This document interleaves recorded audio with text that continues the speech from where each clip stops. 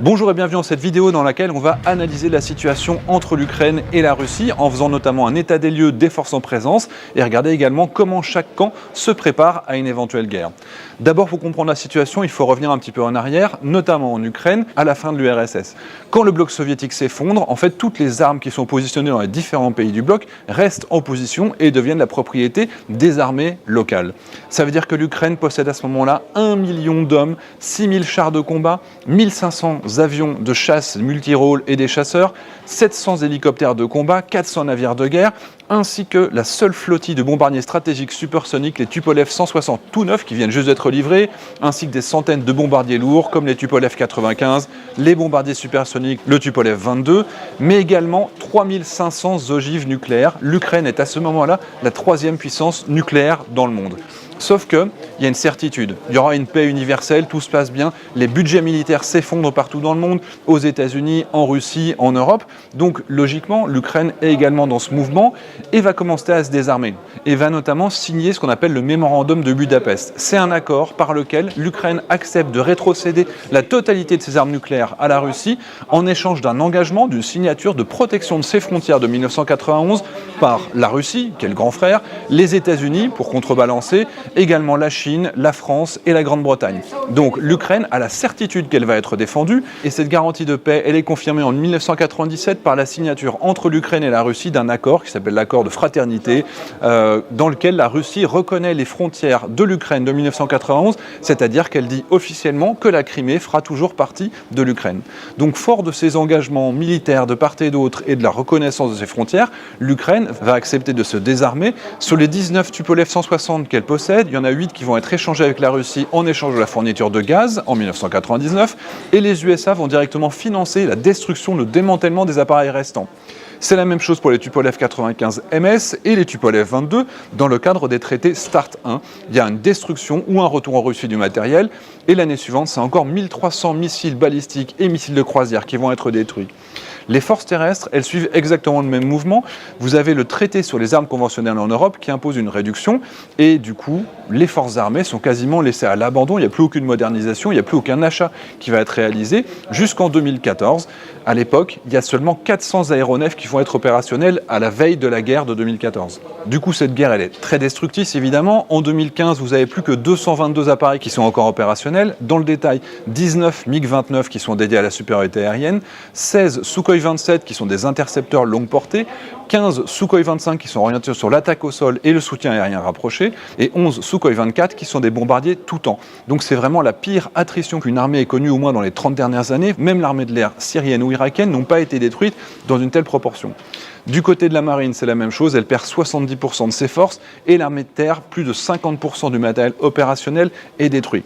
Et donc, cette destruction de l'armée ukrainienne, elle est due évidemment à cause des combats qui sont très très intenses, mais également par le pillage des stocks, parce qu'évidemment tous les stocks qui sont situés dans l'Est, qui est séparatiste, il y a beaucoup de matériel qui sont récupérés par les séparatistes eux-mêmes, et puis il y a des défections, notamment la marine située en Crimée, il y a beaucoup de militaires qui rejoignent officiellement la partie russe et qui se considèrent comme russes à partir de là. Donc l'Ukraine est effondrée militairement et évidemment elle a besoin de remonter en puissance. Donc il y a des investissements qui commencent à être faits à cette époque-là, il y a des avions qui sont remis en état, donc aujourd'hui il y a à peu près 20 avions de chasse supplémentaires que ce qu'on avait au lendemain de la guerre en 2015.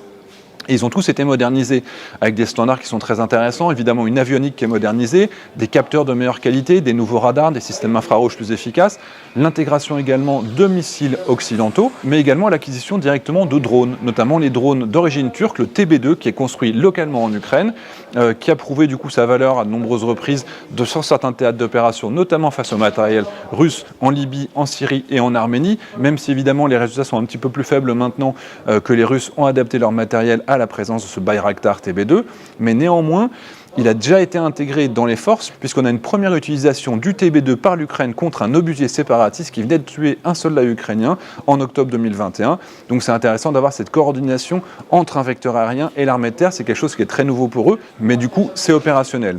Du côté des hélicoptères, il y a 35 Mi-24 le Hind et il y a 30 Mi-8 le HIP de transport, et les États-Unis ont également fourni 5 Mi-17 qui devaient normalement être fournis à l'armée afghane, mais du coup c'est revenu en Ukraine. L'armée de terre, de son côté, elle a eu un retour d'expérience qui était très intéressant, évidemment, des conflits et de la guerre de 2014. Ça fait quand même 7 ans qu'ils sont officiellement en guerre. Et l'Ukraine, elle a de la chance parce qu'également, à la fin de l'URSS, il y avait 30% de l'industrie de l'armement de l'URSS qui était chez elle, et donc elle a encore de beaux restes. Elle améliore ses chars T-72 au standard OTAN, le même standard qu'on a notamment en Pologne. Il y a le développement de nouveaux véhicules d'appui-feu, notamment le BTR-3E avec son canon de 90 mm à entraînement électrique avec un contrôle de tir numérique jour-nuit d'origine belge. Il y a les équipements du Fantassin qui sont largement améliorés, avec notamment la mise à disposition de missiles anti-chars et de caméras infrarouges, un nouveau fusil d'assaut qui est inspiré du M16, la protection individuelle qui est améliorée avec des casques et des gilets pare-balles, et le matériel est pour partie compatible avec les normes OTAN, notamment quand on leur fournit de l'optique ou des systèmes de désignation laser. Les matériels soviétiques de l'époque peuvent du coup monter en compétence parce qu'on fournit du matériel à côté, ça marche réellement ensemble. C'est une vraie montée en puissance pour l'armée ukrainienne. Par contre, ils n'ont pas eu le temps de mettre à jour leurs 800 chars qui sont aujourd'hui opérationnels, qui sont principalement des chars de bataille, des T-64 et des T-72. En opérationnel, on a également 600 pièces d'artillerie, notamment le canon automoteur A4 de 152 mm, environ 400 lance-roquettes multiples, dont le Smerch de 300 mm, ainsi que le tout nouveau BM-21U qui est de conception locale. Mais la grosse contrainte aujourd'hui pour l'armée de terre, c'est peut-être le manque de munitions. Vous savez que les munitions soviétiques, puis russes et ukrainiennes, du coup, utilisent principalement du 120 mm et du 152 mm, et la Russie a organisé la pénurie au sein de l'Ukraine. Notamment, elle a réussi à produire 18 explosions dans les dépôts de munitions entre avril 2015 et maintenant, détruisant 210 000 tonnes de munitions dans les stocks ukrainiens.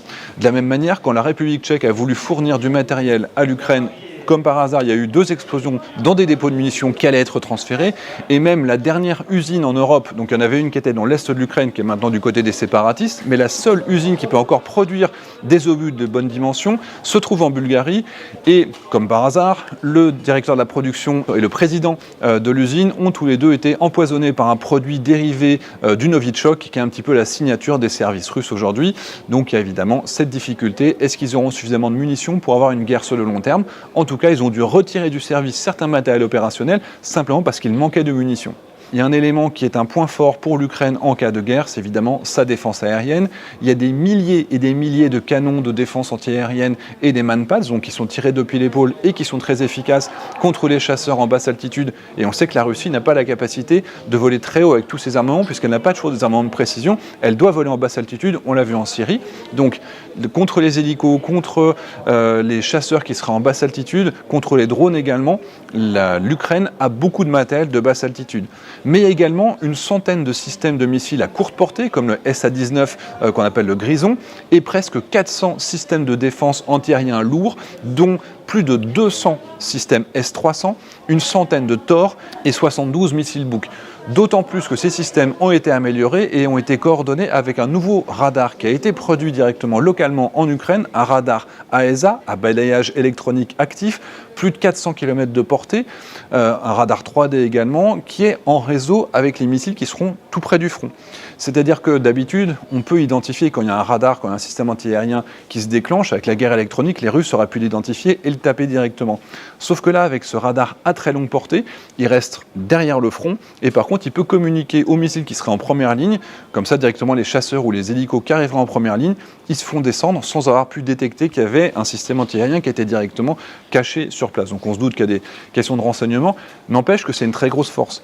N'oubliez pas qu'une défense aérienne beaucoup plus faible, on parle notamment de la Géorgie, avait réussi à détruire 6 avions russes en seulement 9 jours, 3 Sukhoi 25, 2 Sukhoi 24 et 1 Tupolev 22, alors que le pays était réellement infiniment moins armé en termes de défense aérienne. Donc ce serait vraiment une grosse épine dans le pied pour la Russie si elle devait essayer d'envahir.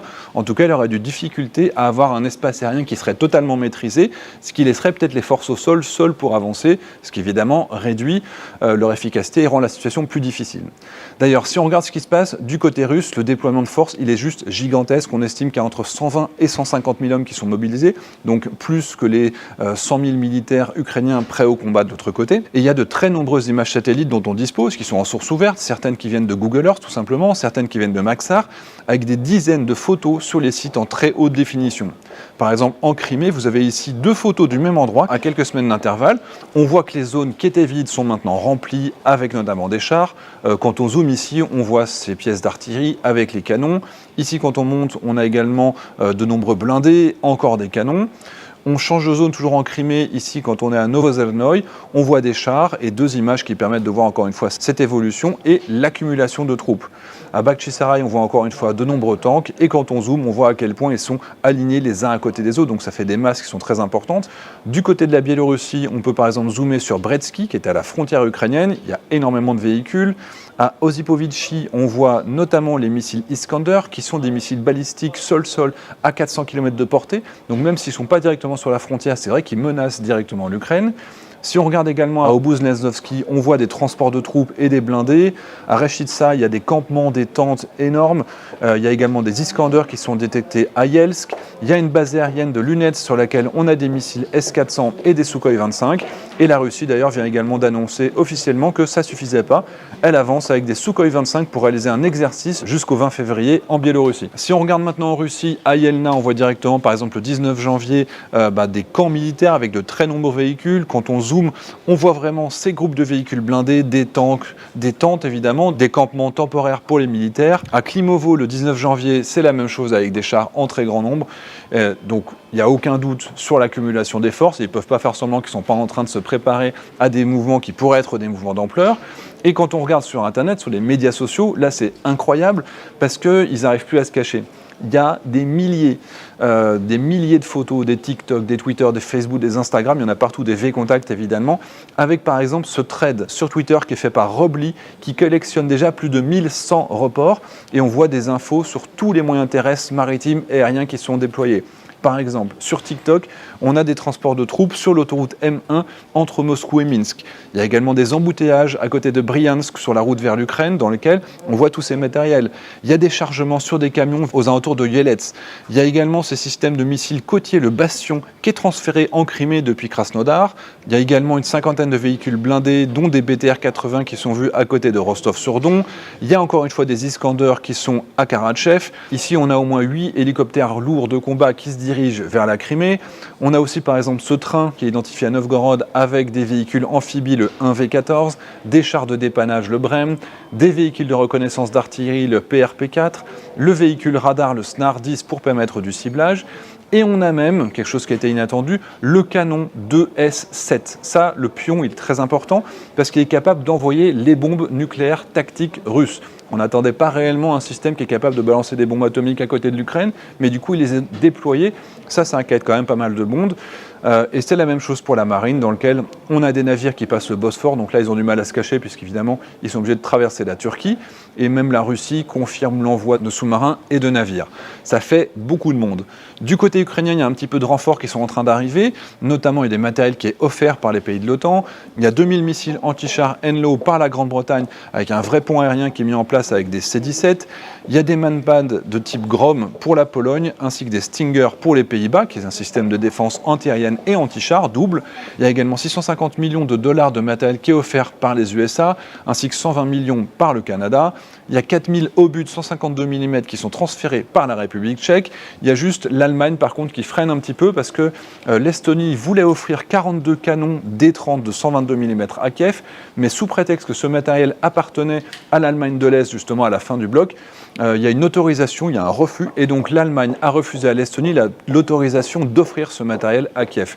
D'ailleurs en Allemagne, ils en sont même à négocier, savoir s'ils vont autoriser la fourniture de casques et de gilets pare-balles, parce que ça pourrait paraître offensif et agressif vis-à-vis de Moscou. Donc les Allemands sont vraiment coincés parce qu'ils ont leur dépendance très importante au gaz, et du coup ils bloquent même leurs voisins qui essayent simplement de venir en aide aux Ukrainiens, auxquels normalement on doit porter assistance. Ça fait partie de nos engagements.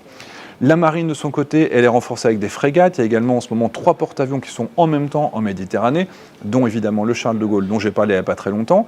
Et les renforts, ils arrivent également. La France envoie des hommes en Roumanie. Il y a des Eurofighters espagnols qui sont déployés en Bulgarie.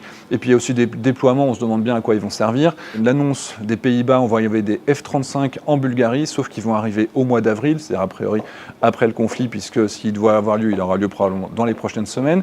C'est la même chose avec 4 F-16 danois et 4 F-15 américains qui doivent arriver dans les pays baltes. Donc c'est évidemment contre la Russie, mais c'est un petit peu loin s'il faut défendre l'Ukraine.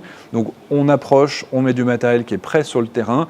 Les États-Unis ont également envoyé des hommes en Pologne avec des parachutistes en très grand nombre. Donc on a quand même des troupes qui se préparent, mais a priori pas suffisamment pour aider l'Ukraine. Et derrière, il n'y a pas vraiment une volonté de défendre le pays, ce sont des troupes qui se mettent autour pour pas que ça déborde. À côté de ça, il y a toujours les activités habituelles de l'OTAN, notamment, on regarde par exemple la France, qui envoie régulièrement des Rafales et des Mirage 2000 au-dessus de la mer Noire. C'est des patrouilles qui sont normales, qui se font aux frontières. C'est le cadre des missions de l'OTAN. Il y a également des bateaux qui sont déjà présents en mer Noire en permanence. Donc tout ça, c'est des situations qui sont normales. Par contre, ce qui sort un petit peu de l'ordinaire, c'est évidemment tous ces appareils de guerre électronique. Par exemple, sur cette image, on a 6 vols simultanés d'appareils de renseignement et de guerre électronique, ou alors les C-135 Rivet Joint, ainsi que des mouvements avec des drones comme le RQ-4D. Et sur cette carte, on voit, il y avait 8 appareils déployés le 8 février, on voit ainsi leur portée, et en bleu, vous voyez le RC-135 Rivet Joint, donc, qui permet d'avoir un positionnement qui sait exactement où sont les armées russes, très très loin de leur territoire.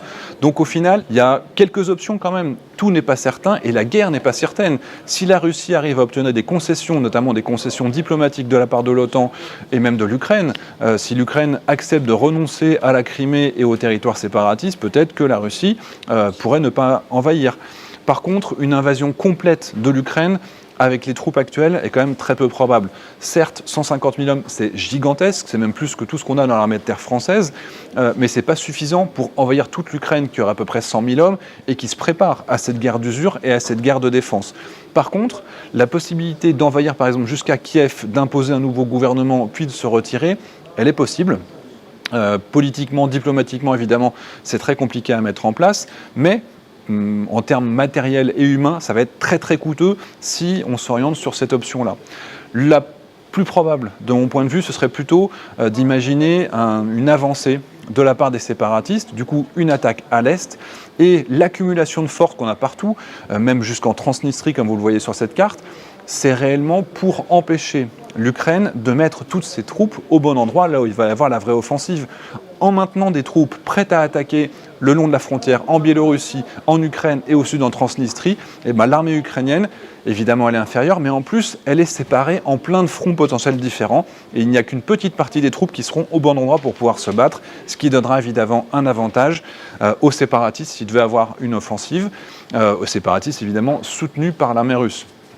Après, il peut y avoir une poussée pour prendre un peu plus de la côte ukrainienne, par exemple vers Mariupol, donc élargir cette zone peut-être un petit peu plus loin dans l'Ukraine, mais vraiment une invasion totale de l'Ukraine aujourd'hui, elle est objectivement très peu probable. Et en cas d'invasion, évidemment, une fois de plus, l'OTAN va certainement renoncer à ses engagements. L'OTAN, d'ailleurs, comme la Chine, comme la Russie, qui ont promis de protéger l'Ukraine et de protéger ses frontières. Donc il n'y aura certainement pas de protection de notre part de l'Ukraine. On lui a fourni du matériel pour qu'elle puisse se défendre le mieux possible. La guerre va être très très coûteuse pour ceux qui vont envahir, mais également pour l'Ukraine évidemment, vu la supériorité numérique et puis évidemment les matériels qui ont été très largement modernisés et les retours d'expérience que l'Ukraine a acquis sur la Géorgie, sur la Syrie. Elle est forte, elle est capable d'attaquer, elle a une logique, une logistique, une coordination de ses armées qui est très très forte. Donc aujourd'hui, avantage évidemment à la Russie en cas de conflit, mais ça va être très coûteux en hommes, il y aura beaucoup de victimes si ça devait dégénérer, et c'est évidemment ce qu'on ne souhaite pas. On essaiera de faire quelques petites mises à jour sur cette analyse. Pour cette vidéo, je tiens aussi à remercier Baptiste Robert de alternative.com, également Gaëtan Powys qui m'a beaucoup aidé sur la recherche documentaire et la création de cette jolie carte, et également le compte Twitter Cotamfleet sur Twitter pour le suivi de toute la situation aérienne et des ADSB. C'est quelqu'un qui est très très fiable, vous pouvez regarder un petit peu ce qu'il fait sur Internet, c'est assez passionnant de pouvoir le suivre. Et évidemment, il y a Coup Sûr qui est le spécialiste de l'OSINT, il y a beaucoup de gens que vous pouvez regarder. Et également sur Air et Cosmos, un article beaucoup plus complet que ce que je viens de faire à l'instant dans le numéro spécial de la semaine dans lequel on fait une analyse avec également que peut faire la France face à la Russie dans le cadre de ce conflit. Je vous dis à très bientôt pour une nouvelle vidéo. Moi, je m'envole. Je suis aujourd'hui au Delivery Center d'Airbus. Je m'envole avec Tunisair pour la livraison de leur nouvelle A320 Neo. Et donc, je suis déjà en retard pour faire le tour de l'avion. À bientôt.